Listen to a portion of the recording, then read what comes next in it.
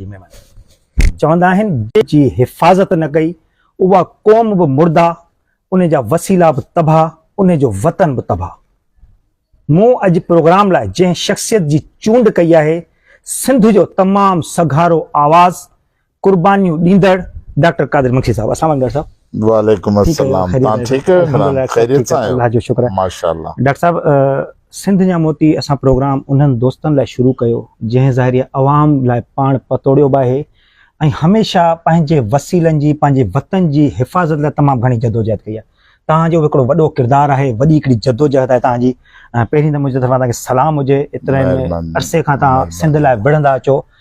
सभिनी खां पहिरीं कुझु नंढपिण जे बारे में ट्रेनिंग कई त ईअं मुंहिंजी उहो जवानी ॿारपण खां वठी जवानी जो सभु ॾींहं गुज़रिया। माशाअल्लाह। 81 में मुंहिंजी दाख़िला थी लियाकत मेडिकल कॉलेज जामशोरे में। ठीकु सर। मां 1981 में हिते मेडिकल पढ़णु आयुमि। उन ई मेडिकल में अचण खां तव्हां ॿुधायो त पार्टी शुरू में तव्हांजो ॿियो नालो हो, ॿी पार्टी सां शुरूआति कई, उन खां पोइ STP जो बुनियादु विधो। ज़हन कीअं ठहियो त सिंध वारी पार्टी खां हटी STP जोड़ियूं? उन लाइ कुझु दोस्त जेके शुरूआति वारा गॾु हुआ उन्हनि जो नालो वठणु चाहींदो? केरु केरु गॾु हो? ॾिसो, असां पहिरीं त इब्तिदाई हुआसीं जीअं जेल में वियमि, पोइ 91 में असांजी पार्टी जो बुनियादु कयो, हिन तरक़ी पसंद पार्टी। ऐं उन खां पोइ असां हिन पार्टी जे सिलसिले खे जारी रखंदा अचूं। शुरू वारा सर फाउंडर जेके गॾु हुआ, जेके हिन वक़्तु कुझु हूंदा दरे, कुझु में बि गुज़ारे विया हुजनि, यादगिरी त ईंदी हूंदी उन्हनि जी शुरू या दोस्तनि सां? यकीनन माण्हू दोस्तनि खे त हाणे सॼो परस्ती पार्टियुनि में इलाही वॾो ख़ालबु आयो ऐं जद्दोजहद में बि फ़र्क़ु इलाही आहे। इहो थोरो मफ़रूज़ो आहे। ठीकु सर। त साॻियूं हालतूं आहिनि। बशीर ख़ान पंहिंजे पंहिंजे ज़माने जो जेको किरदारु अदा कयो, उनजो हिकिड़ो यादगार किरदारु आहे, पंहिंजी ज़िंदगी जा ॾींहं पूरा करे वियो, कि अॻे खां वधीक बदतर थी वियूं आहिनि। सम्झो था अगरि चाहियो आहे त का बि पार्टी जॉइन करे, पीपल्स पार्टी थी या हुकूमती नवाज़ लीग पार्टी थी, इन्हनि साम्हूं वारे झंझटनि ऐं इन्हनि शयुनि खां परे थी ऐं हिकिड़ो सुठी लाइफ गुज़ारियो आहे, कॾहिं कॾहिं सोचींदा आहियो हिन बारे में? ॾिसो, असां त पाकिस्तान पीपल्स पार्टी जे लाइ सोचे बि नथा सघूं। असांजा तालुक रहिया आहिनि, पीपल्स पार्टी सां बि तालुक रहिया आहिनि।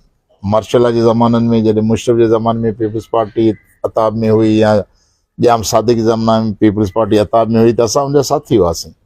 त इहो मक़सदु कोन्हे त सियासी लाॻापा ऐं सियासी इताद वग़ैरह हुजण जो मक़सदु इहो कोन्हे त माण्हू उन्हनि जो ख़्यालु करणु शामिल आहे या ॿियनि पार्टियुनि वारनि गॾु उहे साइड ते आहिनि?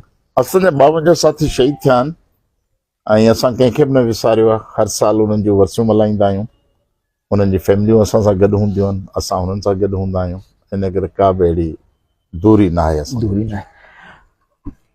निसार खोड़ो पीपल्स पार्टी जा काफ़ी अॻुवान ग्रेट थल कैनाल हिकिड़ी एहतजाजी तहरीक हलाई हुई, तव्हां पीपल्स पार्टी सां गॾु हलाई हुई।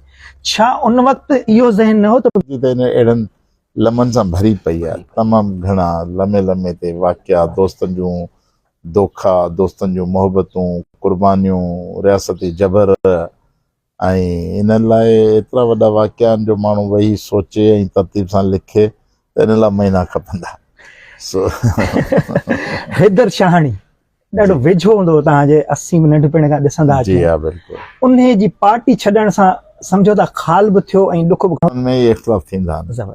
मुर्दा पार्टियूं हुजनि त इख़्तिलाफ़ कोन थींदा, शख़्सी आमरियत हुजनि कोन थींदा। जॾहिं ज़िंदा पार्टियूं आहिनि त उते इहे सभु शयूं थींदियूं आहिनि, बहस मुबाहिसा थींदा आहिनि, पर अल्लाह जी महिरबानी सां मुंहिंजे ख़िलाफ़ु को बि तकरार में न ईंदो आहे। सरकारी बंदि थी विया, यूनिवर्सिटियुनि में कब्ज़ा थी विया। जॾहिं तव्हां पंहिंजो इल्मु अदब तारीख़ पढ़ंदो तॾहिं तव्हांखे पंहिंजे वतन सां मोहबत थींदी न। त जॾहिं शालत जी शाइरी ख़तमु थी वई, शेख अयाज़ ख़तमु थी वियो, उस्ताद बुखारी ख़तमु थी वियो, नियाज़ हमायूनी ख़तमु थी वियो, हलीम बाग़ी ख़तमु थी वियो, जुमन दरबदर जा शहर न हूंदा त पोइ कीअं माण्हुनि जे अंदरि पंहिंजे वतन जी हुब पैदा थिए? को क़ौमी इसराज जा नावल न पढ़िया, आगा सलीम जा नावल न पढ़िया, त माण्हुनि में अमर जलील जूं कहाणियूं न पढ़ियूं, नजम अब्बासी जूं कहाणियूं न पढ़ियूं, त कीअं माण्हुनि जे अंदरि हिकिड़ो पंहिंजे वतन सां हुब पैदा थिए? इन जे करे इहो डिपोलिटाइज़ेशन जो दौरु आहे। सरकार पूरी कोशिशि कई आहे